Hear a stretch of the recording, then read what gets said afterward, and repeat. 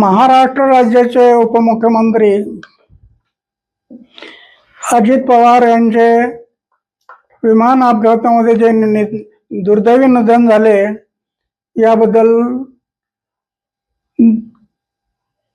शब्दाने सांगता येत नाही. अचानकपणे कोणाला गाजावाजा नाही, माहीत नाही, काय नाही, आणि अचानकपणे सकाळी 8 वाजण्याच्या आतमध्ये ही बातमी जी आहे ही दुर्दैवी आहे. दुर्दैव आहे.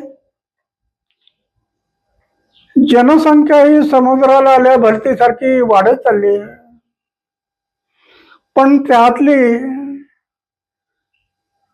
अजित पवारांसारखी